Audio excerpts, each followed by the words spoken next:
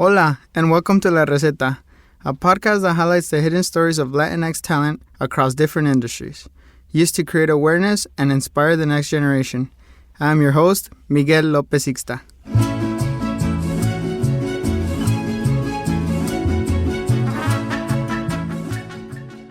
Hey, what's up, everyone, and welcome back to La Receta Podcast. I'm your host, Miguel Lopez Ixta. And it's been so long. It's been so long since we last had an episode. I want to say it's been like over 2 years now. But yeah, I'm excited to kick off the year and bring it back. I've met so many awesome people in the space over the last year that I was like, you know what, like we need to tell a lot of these stories. A lot of people that are, that they're doing it. They're doing it. They're killing it. A lot of people that are knocking, doors down for a lot of the next generation. A lot of people that have kicked a lot of doors down for myself. So yeah, I'm super excited to be bringing it back and, just share a lot of these stories with you all. As a reminder, La Receta is a podcast that highlights the hidden stories of Latinx, talent in the creative space, with the sole purpose, to inspire the next generation of creatives. But yeah, with that being said, I'm going to kick it off with my own story. And share with you all a little bit about my journey, all the different lessons and all the different, like topes, as you call them in Spanish, that I've had to go through over the years, that got me to where I'm at today. But yeah, and as a reminder, La Receta Podcast is structured into 3 different parts. And so the first part is all about, introduction about the guest, a little bit about the roots, where they come from, where their parents are from. The second section is really about their story, growing up, going to college, and then really entering like the professional world. And any lessons they can share there, any experiences that they should be calling out. And then we finally get to the third section. And the third section is La Receta, the recipe. And essentially, like, this is a time where the guest is able to share their recipe. What are those things? What are those ingredients that go into the recipe that help them get to where they are today? And overall, just any wisdom that they can share with with the next generation. But yeah, I'll kick it off. My name is Miguel Lopez Ixta. I am a brand director at Nir Pastel. I also consult a lot on the side. And yeah, I've been in the industry. I want to say, sheesh, it's gonna be like 7 years or something like that now. Yeah, time flies super fast. And I've worked with a number of different agencies over the years. Previous to Nir Pastel, I was at another Latino-owned creative shop out of LA. It's called Hyphenated. Shout out to Hyphenated, Will, Kelly. And prior to that, I was at 72 and Sunny. And I essentially, before 72 and Sunny, I was at White and Kennedy, where I had started my career fresh out of college. But yeah, when I'm not, like going crazy and the work, I've spent a lot of time with my family. I have a little 3.5-year-old. His name's Isaiah. And yeah, I also spend a lot of time with my girl, Kimberly, which we're getting married later this year. So it's a big year for us. I'm super excited and super hyped about that. And yeah, I mean, that's me. I like to play soccer. I like fishing. I like all things in culture and, all the dope things that are moving culture. I'm all about that. And yeah, I mean, that's kind of it. But yeah, I guess a little bit more about my roots and really where I come from. So I'm Michoacano. I'm from Mexico. I'm from a little town outside of Apatzingán, Tierra Caliente. It's called Buenos Aires, Michoacán. And both of my parents are from the same little town. Kimberly and her parents are from the same town as well. But yeah, that's where I'm from, and a lot of the life there is agriculture. A lot of working in the fields, and like in the farms, and working with ganado, with cows, and whatnot. So that those are my roots, and that's where I come from, and that's where my parents are from, and I stay really in touch, and in touch with those roots. And I try to, now that I have a kid, I really try to share those roots, and like where I come from with my little one too. But yeah, I guess I'll take it back to before I was even born. Um, and like a little bit about my parents. I'll skip the part where they like met each other, and all the love part. I'll skip that. That'll be another conversation. But essentially, so they grew up in this little town, both of them, and they eventually ended up, being together. And so both my dad and my mom, they had been to the U.S. When they were like in their teens. They were in their teens. My mom, she had a lot of family that was settled in Long Beach, so she would come to Long Beach a lot of times, and come visit or come work. And like a lot of other families, like they would both come work and send money back home, to help with food, and just overall survival in Mexico. So yeah, they they had both come here, and in Mexico is when they like really kicked it off. Like they had already been here, they went back to Mexico, they kicked it off, and they had their story, and essentially my mom, she got pregnant in Mexico. And so a couple of months before I was born, she got pregnant with me. Her and my dad made a decision to come back to the US. Come back to the US, and the sole reason was that they wanted to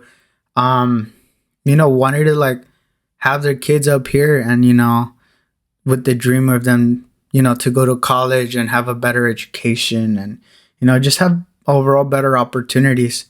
So they came back to the US, and at that time my dad was already legal in this country. My mom wasn't. So yeah, my mom, she así se pasó, like a lot of other families, like she was in a van, and that's how she had crossed over. And so after that, they ended up coming to Woodburn. And Woodburn. So they came to Woodburn because my dad had, this is where he would come when he would come up here to to work. And the reason why they chose Woodburn was because there was already a lot of friends actually from the same little town that would that ended up settling in Woodburn. So they came here, they had friends, and essentially, I was born in August of 1995.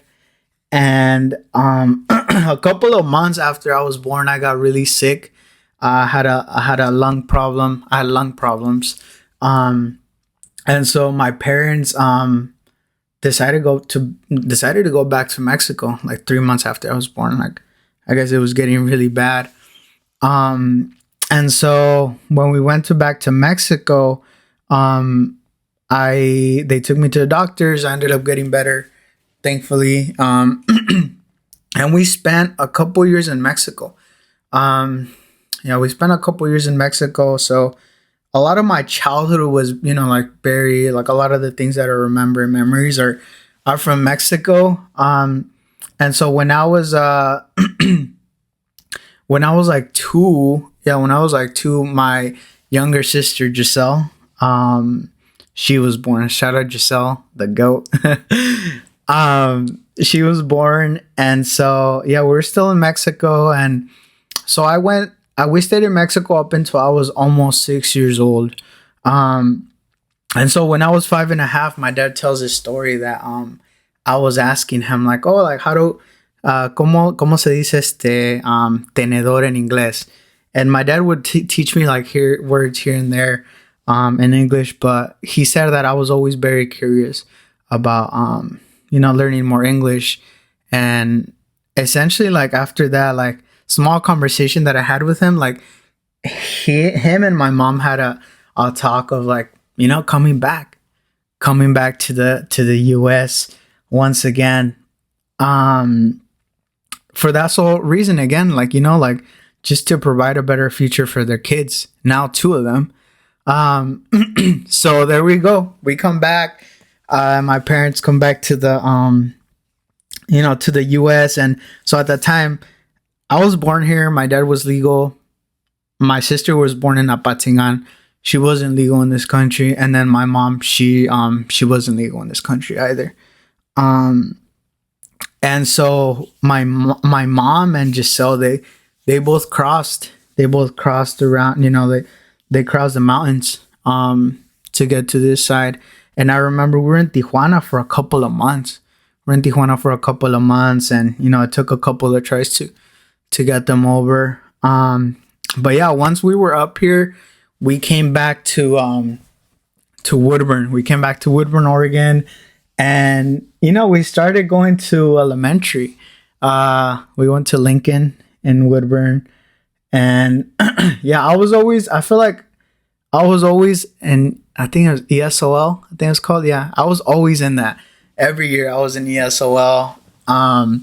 But yeah, I started building a lot of friendships, and like it felt like, I think for the first time, I felt like my life was a little bit more, just like more, I want to say normal, maybe. Like, there wasn't any sudden changes in my life. And then when I when I started third grade, like midway through third grade, my younger brother Joaquin was born. Shout out to Joaquin too. And yeah, so he was born, and life was pretty normal for the next couple of years, up until like around fifth grade. And so fifth grade, I remember my dad had applied for my mom and my sister, essentially to be, legal in this country. And so my dad got a letter on the mail,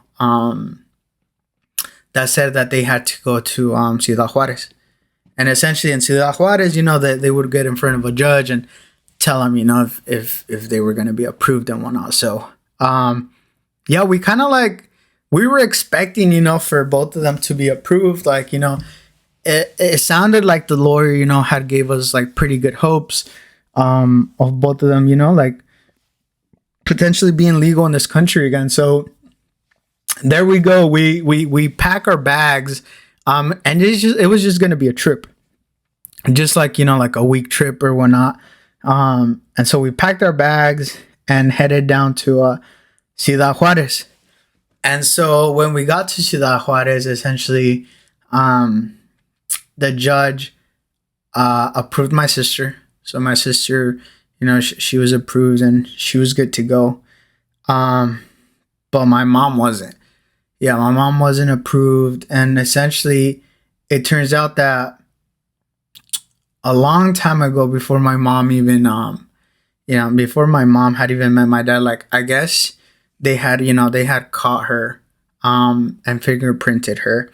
And my mom just didn't remember. It was like, so long ago. So unfortunately, she wasn't approved.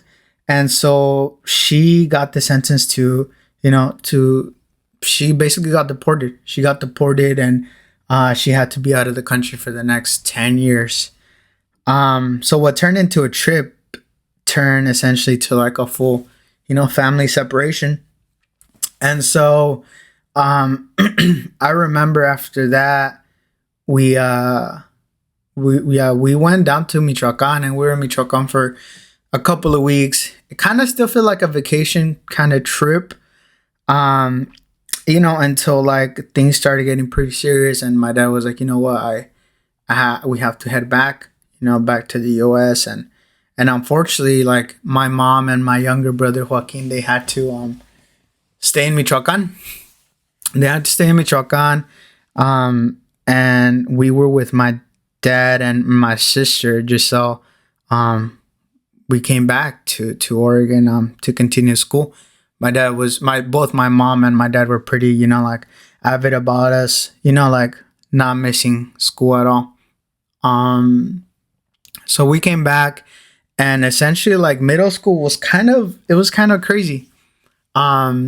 Because it was tough for us to, be without our mom for so long. So we came back for a little bit, and then we went back, and essentially like we couldn't be without my mom or my younger brother. So what my families did, my parents did, was that my dad came back and we started school, middle school, out in Mexico. I started middle school out there in Mexico, and I remember I was like, we were in school in Mexico for, I want to say like a year and a half maybe. And yeah, like sixth grade and seventh grade, we're down there. And I mean, it was totally different. It was, it's different than, than school up here. We're learning a lot of different things. It was just a whole different experience for us. And so essentially we went to school down there, for a couple years. And, I was about to hit 8th grade when my mom and dad found out that there was like a service being offered in Apatzingan. Essentially, it was giving people visas to Canada, to go work in Canada. And one of the places that they could go visit was Vancouver, BC, British Columbia. So, I mean, if you guys are familiar with Oregon and BC, like it's maybe like a 6-hour drive. And so that's a lot closer, than Buenos Aires, Michoacan. You can just drive up here and, see them. So, my parents, they took out like their last savings, and I think my dad at that time, he had already put the house for rent. So when we came back to the US for like a little bit, we were, and my dad was also living with my aunt in a little room, all of us. And so with that happening, my younger brother and mom took a plane with that like visa, out to Vancouver.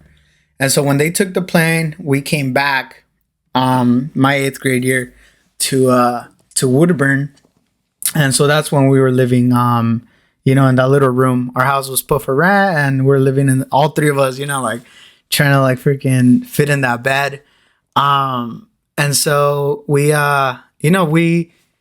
came back, and my mom, it ended up being that my mom, when she arrived to immigration at Vancouver, they basically told her that the visa she had, or like the contract that she got come with, like it was a scam.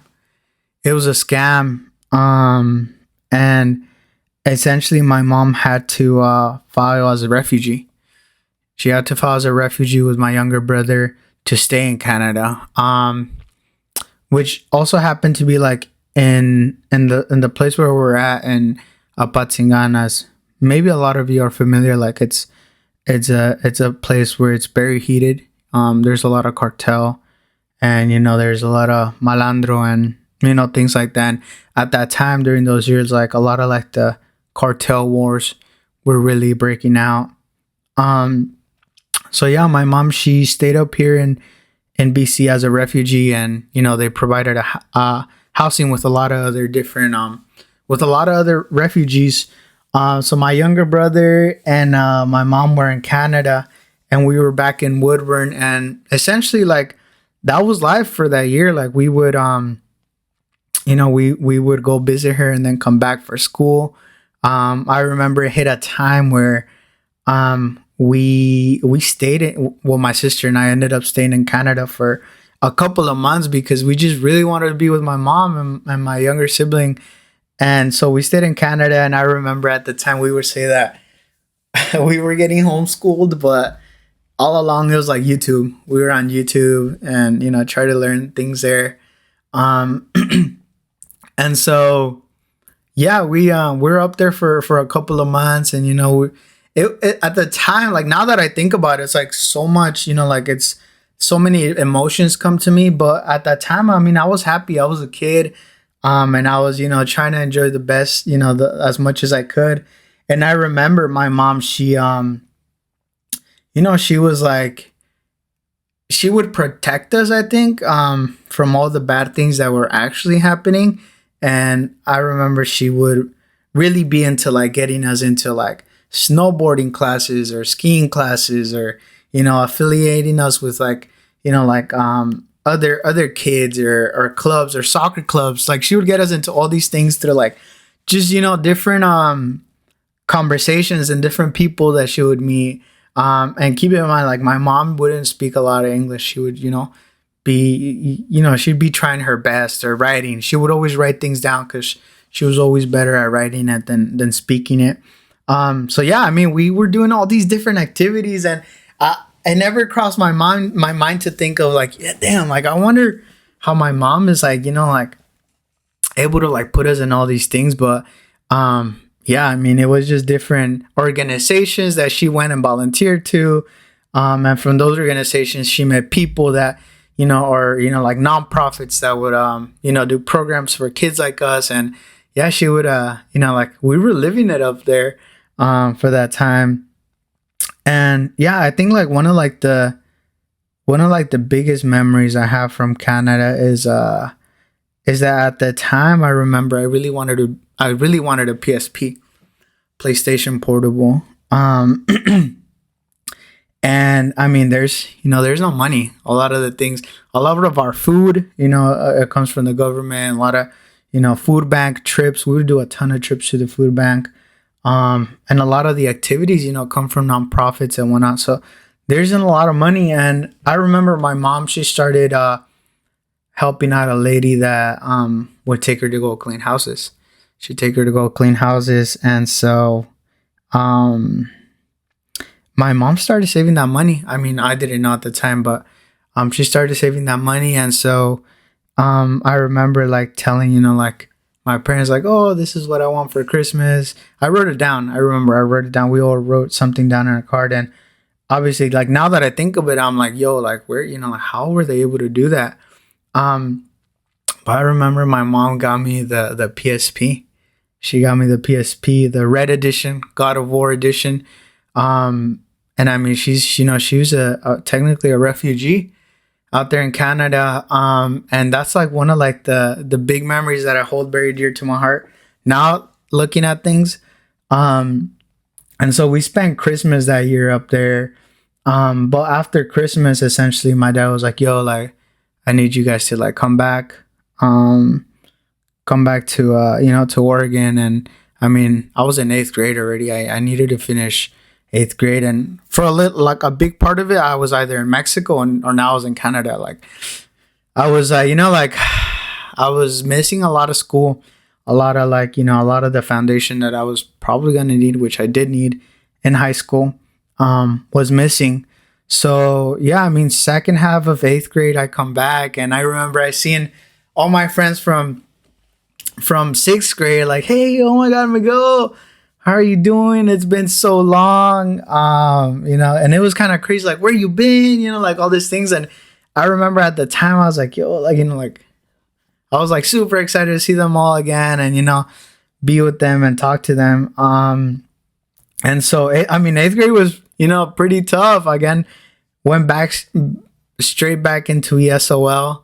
But I mean, I managed to get, to be part of the promotion for 8th grade heading into high school. And I remember like, it's crazy because I remember that at the times we, like I was already like growing. I was already growing and kind of like hitting the like growth spurt. And a lot of the clothes that I had didn't fit me. Right. And so, I mean, obviously like at the time, there isn't like, a lot of money that could be, like moved around like that. And so I remember like we would start like going to like, like Goodwill, like a lot of other people. And, like I really like started like, growing this like passion for like, finding like the little gems here or there. And I mean, it was like, the segunda mano, but it was what we had. And I mean, I enjoyed, doing that. And it's crazy because now I do that like every weekend, every Saturday I go with Isaiah to Goodwill and, we go find all the hidden gems.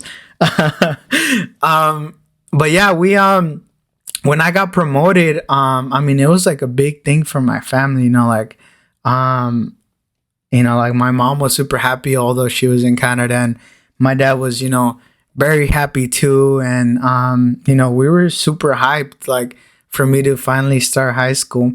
Um, but yeah, with that being said, like high school, before starting high school, my parents made a big decision that, it essentially changed the whole trajectory of our family. But yeah, the decision was for my mom to come back to the US with us. And like the 10 years hadn't passed, but family was the most important thing to them. And so she came back. She came back to the US. And I mean, we were kind of finally like back to that normal life that I once felt, when I was like, in elementary in Woodburn. And so life kind of fell back, back to normal. And, I was super excited. I started off high school, and started playing soccer again, which is one of the things I loved. But I feel like I wasn't like as committed as I was before, obviously due to like everything going on. But I started playing soccer again, and I started going to school. And at that time when I had started high school, I remember there was kind of like a switch that happened, and overall, just like in my mentality, and just really like I was, like I was madurando, estaba madurando mucho. Um, and the reason for that was because of, like my mom coming back to the US, and I can't emphasize how much, my parents cared for our family, how much they care for our family, and, like to keep the family together. But more than anything, make sure that we were getting an education. That was, that was their priority to them, for us to get educated. And so I knew I was behind, like in grammar, and, I knew there was a lot of things that I had missed. But now that things were a little bit normal, like, le tenía que echar ganas. Le tenía que echar ganas, and, try to take advantage as much as possible in the time that things were normal. Because for some reason, like for myself, when things are normal, like it's weird that things are normal for me. And it feels like every time that there's normal things like that is normal, something always happens. So, like I started, I kind of like had this like mentality of like, yo, like I need to take advantage of, this, y le necesito que echar ganas right now that I can, because you never know in the future. And so, I mean, high school, like it was good. I mean, I struggled a lot at the beginning, but I was working a ton. I was working a lot. Like just with my homework, like staying after school, tutoring, and, just like, spending time with teachers to have them like teach me things, or, like, tell me why I got the problem wrong or whatnot. So I was putting in the work through high school. And yeah, thankfully, I mean, high school was awesome. I was also playing soccer. And I was, I was able to like, be part of that team in 2010, 2011, 2012 that won the 3 state championships. And I'm just like, yo, like, this is awesome. I was never like the greatest soccer player, but it was awesome to be part of that team. And shout out to all those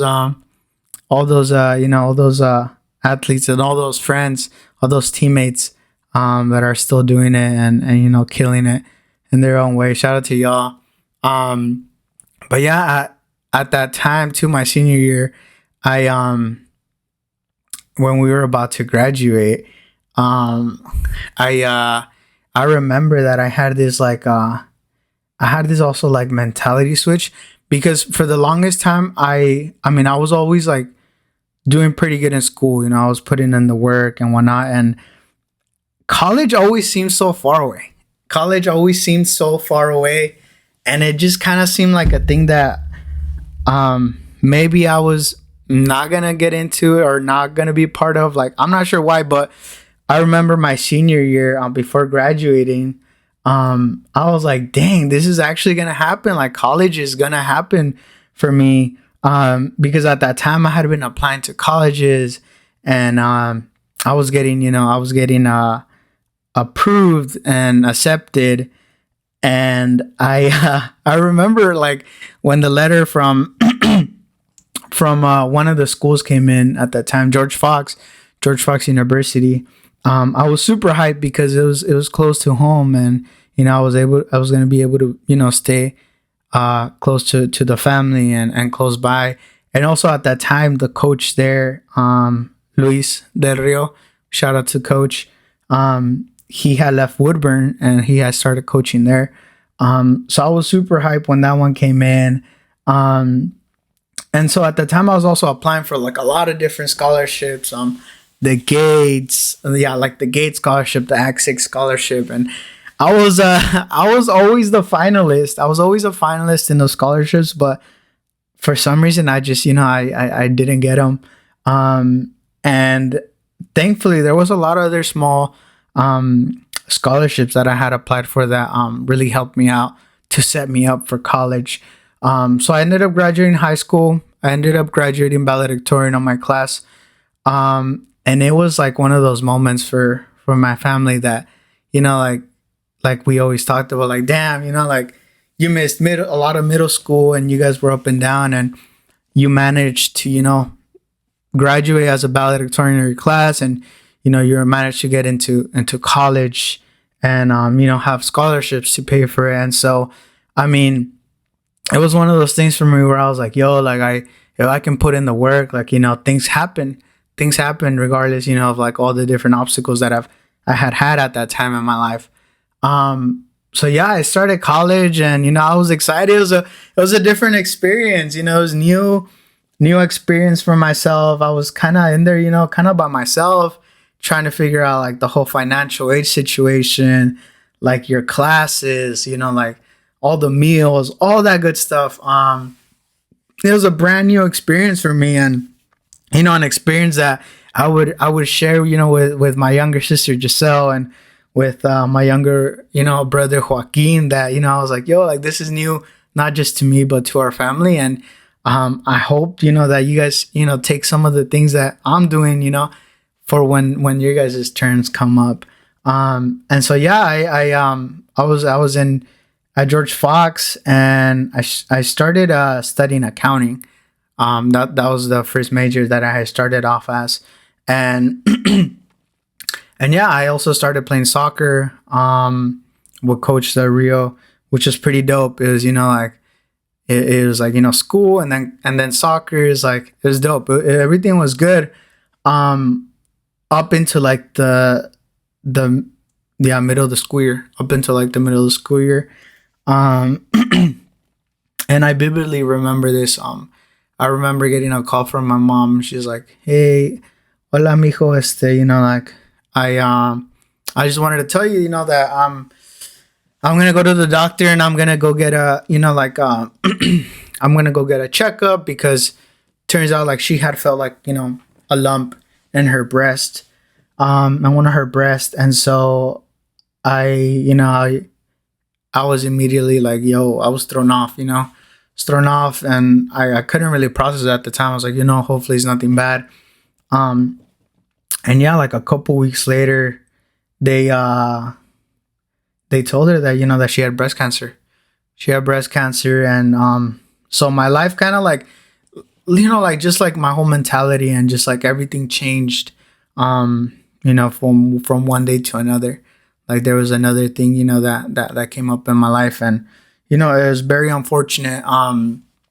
And so, yeah, December, like I forgot what day it was, December 24th, December 25th, I think, 2013. Like my mom, she was, she had they removed both of her breasts. So she had that surgery. It was a big surgery. And I remember like everyone was out celebrating, obviously, that day, right, with their families and whatnot. And we were in the hospital. We were in the hospital that day with my family. And it was a hard point in my life. It was a very hard point in my life because like I had to go back to to college and soccer, but this was happening at home, and my dad was also working a lot, so it was a very tough time. And so we um we came out of that, and my mom, she started recovering from the surgery, and the next couple of years were pretty tough. I mean, they were pretty tough on my family. um and college, it turned from this new experience of college, like, yeah, it was an experience and whatnot, but college was college, and I was there to, like, I was there to do my work. I was there to do my work because I started working too. um I started working, and I was also playing soccer, and at the same time I had to, like, a lot of times I would miss classes because I had to be with my mom, or she had a chemotherapy, or she had radiation, or she had another surgery, so I would miss a lot of classes. And college started getting pretty tough. It started getting pretty tough. I was struggling a lot. Thankfully, at that time, there was a lot of people rooting for me, and a lot of, like, people looking out for me, and supporting me during this time. But yeah, the next couple of years were pretty tough. Went through sophomore year, junior year, and um, I made it to senior year. I made it to senior year. Um, and at that time, when I made it to senior year, my mom was finally cancer free. She was finally cancer free my senior year in college. And I felt like, life was, coming, back to being a little bit more normal. And like, I could put my whole focus in finishing it off strong. And yeah, I mean, I went from being in accounting to switching to marketing. And essentially, like, one of, like, the very first, like, because accounting is in business, and some of those prerequisite classes are, you have to take, like, a digital marketing class or something like that. So I took that class, and I really, really liked it. So midway through college, I changed from accounting to marketing. Um, and obviously at that time, I was very into, like, sneakers. I was working. The job that I had in college was at the Nike factory store in Woodburn. So I worked there, like, basically all throughout college, and I was super into sneakers, and all that stuff. So a lot of, like, the marketing world and advertising world, a lot of the sneakers that were getting put out, were they had, like, their own rollout, and a lot of that stuff was just very fascinating to me. Um, so I switched to marketing, and then my senior year, I, like, fully focused, finishing off strong. Fam is better, we're doing better. And so what happened was that my senior year, I didn't have anything lined up. I remember someone asked me, like, hey, like, so what's the plan for after college? Like, what are you gonna do after college? And I wasn't sure. I didn't really have a plan. Um, and thankfully, there was a program called Emerging Leaders Internship. It's now called the Script. And my sister because she was in college as well. She had gone through this program. I think the previous year, where essentially what they do is they recruit students of color in college, and they have them go interview with different companies in the Portland metro area. And they get a shot at like being part of these big companies, and getting an internship there. So I applied for the program. I wasn't sure what to expect. I just know my sister had done it and she had loved it. So I applied for the program, and I got in. I got in the program. I went to do a couple of I went to do a couple interviews with a number of different companies. And at that time, I think I had an interview with a small company called New Credit America for a marketing internship. Then I had also interviewed with Nike at the time, yeah. Accelerator program, I think it was called. And then the last interview was with Wyden and Kennedy. And at that time, I didn't understand, I think, the magnitude of Wyden and Kennedy and what it was. Um, like the advertising world and the agencies, like all this was new to me. I hadn't heard of Whiten and Kennedy before. It was all new to me. It was a different world. I didn't even know that this world existed, or this was a place, where I could like, build a career. And so I interviewed with all three of them, and the interview with Whiten, which shout out to Barbie. She really she put me on. But yeah, I interviewed with Whiten, and it was for a role for TurboTax. Yeah, as in media, as a media resident for the TurboTax account. And I remember I had an interview with a couple people, with Annie, Brandon, Paige, and we were talking about like wrestling, and like TurboTax does a lot of stuff in the Latinx space, and I was talking about that, like this is what I am, this is who I am, I live it and breathe it, and I feel like there was like an immediate like connection with all of them. And I walked out. I remember I walked out of there like feeling like, yo, like that could be super cool. I didn't know that Whiten like had this like crazy office, and I was like, yo, what the heck, that's crazy. And so I want to say a couple of days later I heard from Whiten, from Barbie, and they're like, yo, like we want to offer you this the internship in our media department for TurboTax. And I was, I was super happy because at that time, like I was just about to graduate. I was ready to go. I didn't have anything lined up. And so, yeah, I remember I accepted it.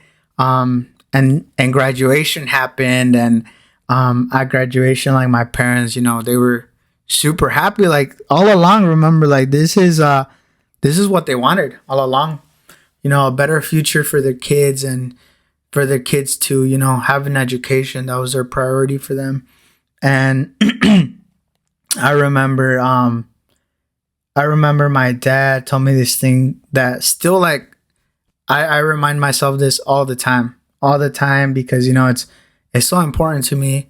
But my dad had said like, nuestra familia es como un equipo de fútbol.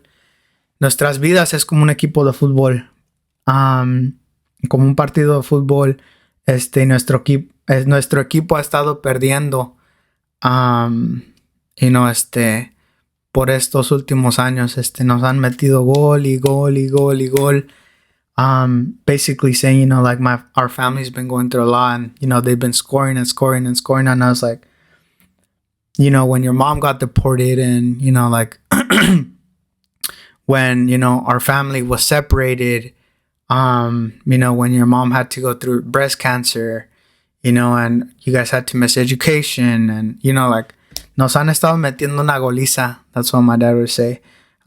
He's like, pero ya es el segundo tiempo y ahora nosotros vamos a empezar a meter. And he's like, he's like, yeah, ahorita ya que tú te graduaste ya metimos un gol, y ya tienes un trabajo, ya metimos 2 goles. Y cuando tu hermana se graduó ya vamos a meter 3, y ya casi vamos a empatar. And that's always been so special to me.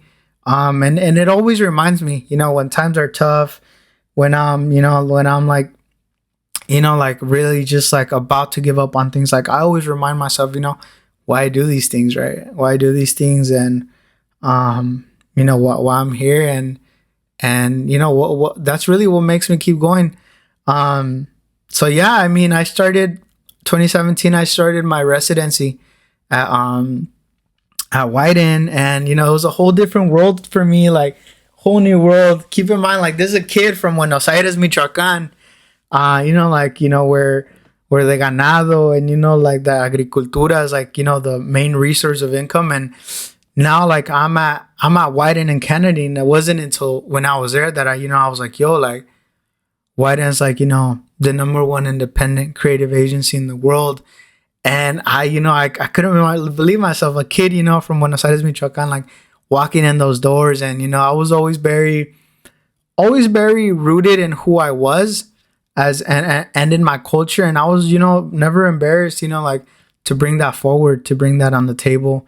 And so after my residency, I stayed at permanently at Wyden, and I worked, on Chiquita Banana next. So I worked on Chiquita Banana, and then that shifted into P&G, Procter and Gamble, all in media, all within media. And so I unfortunately in 2018, my mom's breast cancer came back, and this time it came back a lot more aggressive, and so she had a surgery. She went through a couple rounds of chemotherapy, and unfortunately, it wasn't working. And my team, like, they could tell, that my mind wasn't at work. A lot of the times I was worried about who was going to take my mom to chemotherapy, who was going to be helping pay for this or that. And so Wyden, I always want to be very thankful to Wyden for looking out for me. They essentially, like, as an independent agency, they're able to do whatever they want. And so they essentially told me, like, hey dude, like, feel free to not come in, if you need to be home for a week, 2 weeks, a month, be home. If you feel like coming in, come in. You're welcome here whenever you want.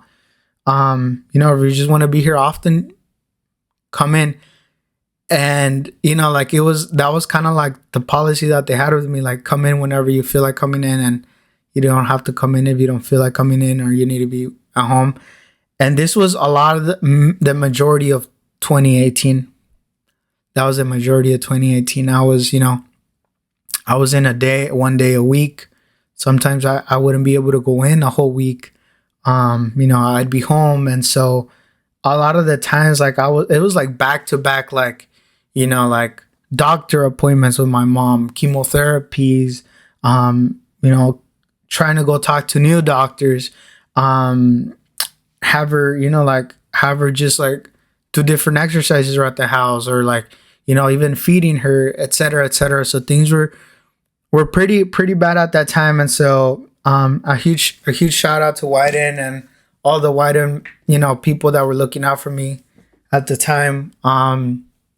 And so it got pretty bad. And then in December of 2018, as a Christmas present, Wyden told me that I could take the whole month of January off and be with my mom.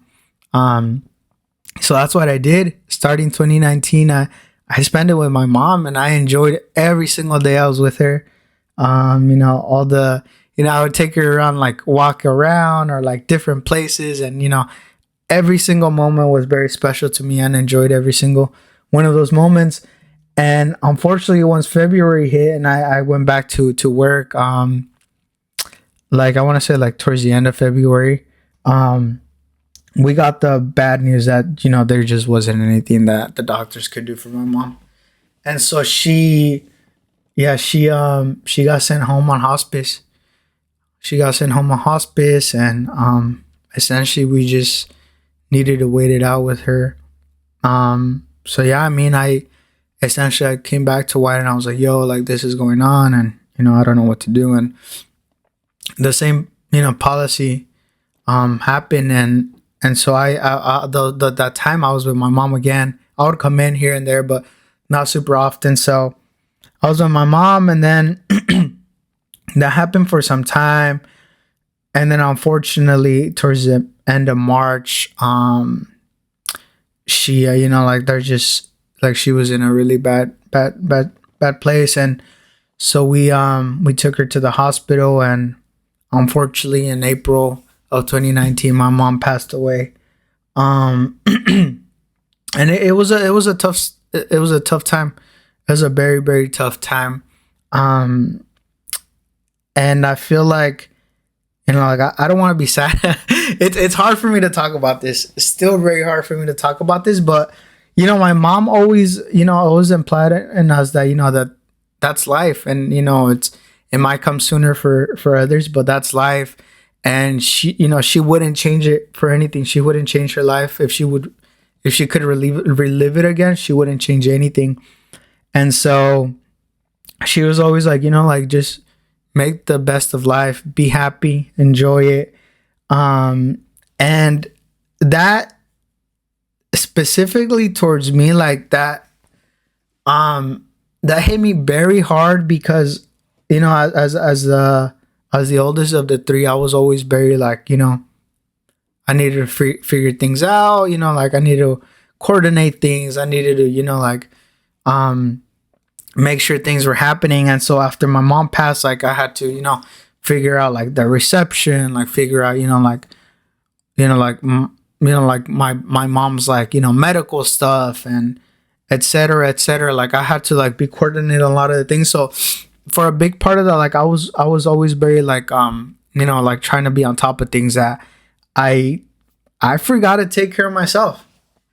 I forgot to take care of myself and my emotions and, really like, give my time space to, to heal.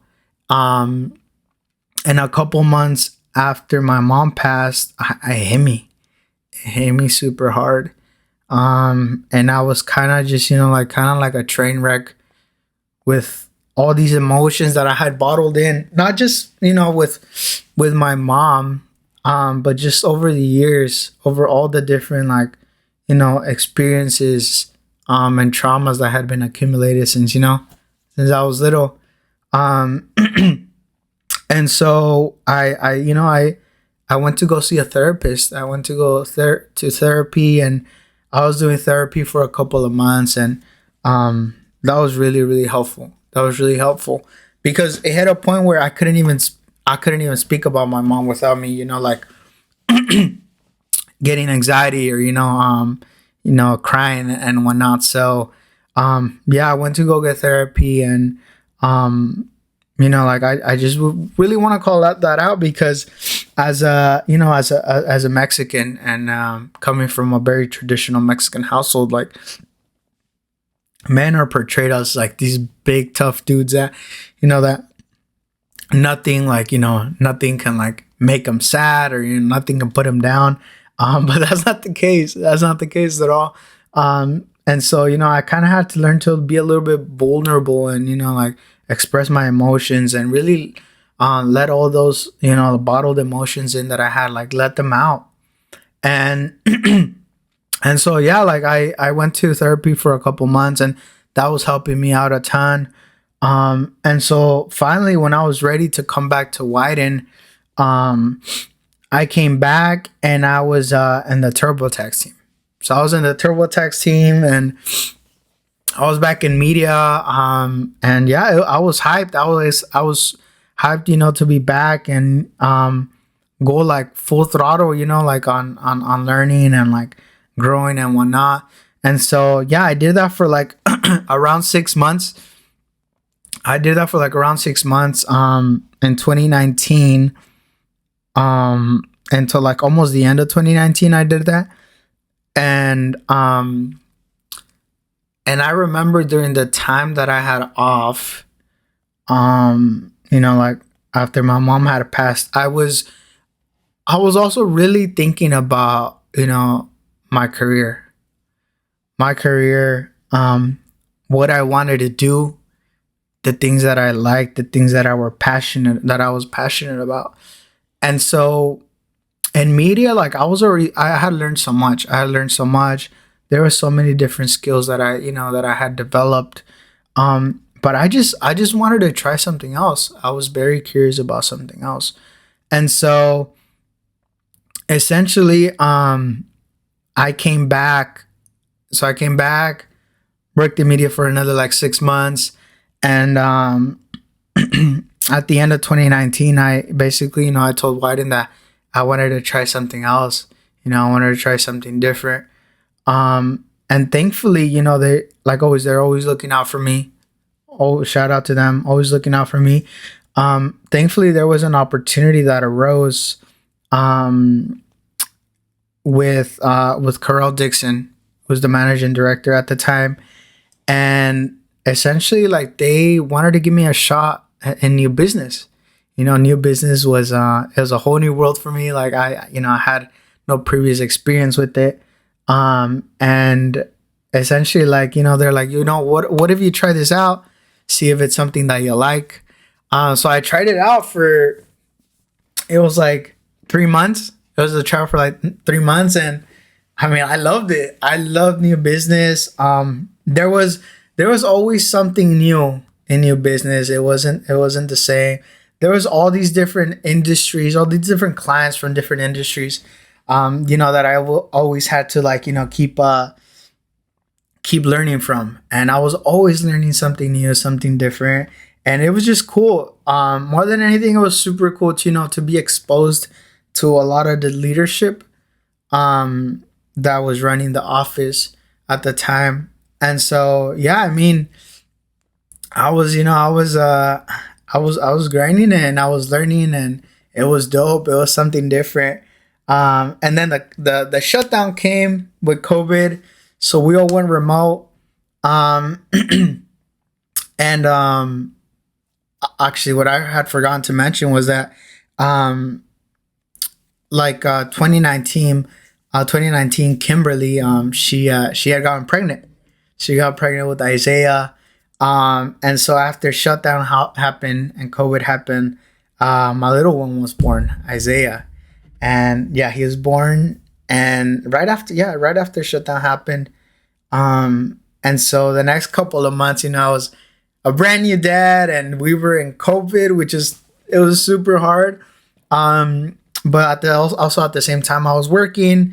After you have your couple months off with your newborn, I was working again, and yeah, for the next couple of years, like for the next, I want to say like almost 2 years, I was doing new business, and I loved it. It was dope. It was super cool. And then we took a trip to Mexico with my family, and we kind of had some time down in Mexico, and I had some time to just reflect overall my time at Wyden, and how awesome it had been, and all the different things I was learning, despite like the things that had happened in my life. And I was feeling in a really good spot, and so um I think at that time it was time for the next opportunity. It was time for the next opportunity, and for me to spread those wings and explore new horizons. And so yeah, when I was in Mexico, we ended up staying in Mexico for longer than the vacation that we had initially planned for. Obviously, everything was remote. COVID was like full swing still, and so yeah, I mean, I started. There's a couple places that hit me up, and I started interviewing. With a couple spots, and one of them was 72 and Sunny. 72 and Sunny. And right off the bat, like I had met Emma, who was my direct boss. I met Terry, the president at the time, and they were all super cool. Damien Journey, the chief growth officer, they're all super cool. And the biggest thing for me was like, going to a place where, there's cool people, there's dope people, people that care about the work, and, people that are also, caring not just about the work, but also like like what's the word? Just like, how the work affects the world. And the impact, sorry, that's the word. The impact that the work makes on the world. And so I took a leap of faith. And I jumped onto 72 and Sunny, and it was super dope. It was dope. 72 was super cool. The team was dope. They were super welcoming. And I also had a voice in that place, and a lot of the times when projects would come in, like I would always use that to my advantage, being a Latino, because a lot of times in these rooms, in these advertising and, marketing rooms, like you might be the only, maybe person of color, or you might be the only Latino in there. And so, like I kind of use that as a superpower of like, what, like, well, this is my point of view, this is what I think about it. And that's always so valuable because no one else shares that point of view. Only you have that point of view. And that's what, that's what I tell people, like, remember who you are, like never lose it, because, like, for example, like times like this, like that point of view really matters. And so I feel like I always had a voice. And yeah, I mean, I was at 72 for like 2 years. So 72 for 2 years. After the first year, I got my promotion. So I started as a business development manager. Then I got promoted to senior business development manager. And yeah, I mean, like I was helping run a lot of the pitches that we were doing, from like Zillow to like Wingstop. And it was dope. I was learning a ton. I also I help start this the ERG group at 72, La Gente, along with with a couple other people from the Latinx group, but also from HR that were not just helping start my ERG group, but they were also like helping start a lot of the other ERG groups. So yeah, we did that. I was helping run that, and I was helping run new business out of the LA office, and it was dope. And I for the longest time ever, I kind of had this like, ¿cómo se dice? Like kind of like espinita. I had an espina of like, I want to be more part of the work. I want to be more part of the work. Because when you're in new business, like, like there's, like you pitch it, all that happens. And then after it gets pitched, I mean, at least for myself, after it gets pitched, like, the brand person kind of takes it and makes it. And you're kind of like, all right, you hand it off, and then you go to another pitch. Your job is to win. Your job is to, get business. And I wanted to like, be part of the work that gets, it gets made. And so at that time, I was also starting to like freelance with a couple different places. I hit freelance for this creative shop out of San Diego. It's called Lovers Not Haters. Shout out to Roberto and Constancia. And then I was also freelancing for Hyphenated, which I had mentioned. But yeah, I had freelance for them. And so this opportunity came, and it was like, yo, like, we need, we need help, helping run the Nike Diamond account. And so at that time I was already thinking of like, I want to help, make work. But I want to be very intentional with the type of work that I want to do. And also I want to be very intentional with, with overall just like, my time. And so I was already playing around with the thought of freelance.